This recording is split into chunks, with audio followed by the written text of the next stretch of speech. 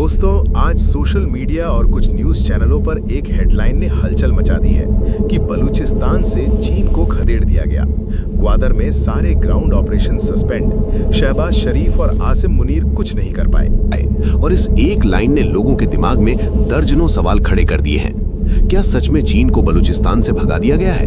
क्या सीपैक टूटने की कगार पर है?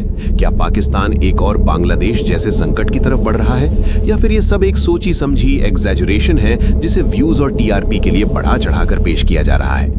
इसलिए आज इस वीडियो में हम भावनाओं से नहीं बल्कि फैक्ट्स, इतिहास और ग्राउंड रियलिटी से इस पूरी कहानी को समझेंगे।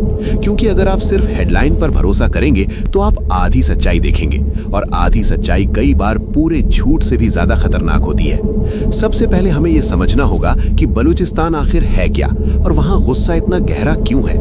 बलूचिस्तान पाकिस्तान का सबसे बड़ा प्रांत है। एरिया के हिसाब से लगभग 44% पाकिस्तान इसी एक प्रांत में फैला है, लेकिन यहाँ की आबादी सिर्फ 5% के आसपास है। यानी जमीन बहुत, लोग कम, और इसी जमीन के नीचे गैस, तांबा, सोना, कोयला, यूरेनियम और दुर्लभ मिनरल्स का खजाना छिपा है। लेकिन विडंबना यह है कि यही प्रांत पाकिस्तान का सबसे गरीब, सबसे पिछड़ा और सबसे इसकी जड़ें हमें 1947-48 तक ले जानी पड़ेंगी, जब भारत पाक विभाजन हुआ और गलात नाम की रियासत, जो आज के बलूचिस्तान का बड़ा हिस्सा थी, खुद को एक स्वतंत्र राज्य मानती थी। खान ऑफ गलात ने पाकिस्तान में शामिल होने से इनकार किया था, लेकिन 1948 में पाकिस्तानी सेना ने सैन्य कार्रवाई करके गलात को जबरन पाकिस्तान में मिला लिया, और यहीं से बलूच असंतोष की कहानी शुरू हुई। इसके बाद 1958, 1962, 1973 और 2000 के दशक में बड़े बड़े बलूच विद्रोह हुए। हर बार पैटर्न एक ही रहा। बलूच नेता ज्यादा अधिकार, संसाधनों पर नियंत्रण और राजनीतिक स्वायत्तता मांगते रहे, और जवाब में इस्लामाबाद ने सैन्य ताकत का इस्तेमाल किया। 2006 में जब नवाब अकबर बुगटी की एक सैन्य ऑपरेशन में मौत हुई तो ये संघर्ष और ज्यादा उग्र हो गया।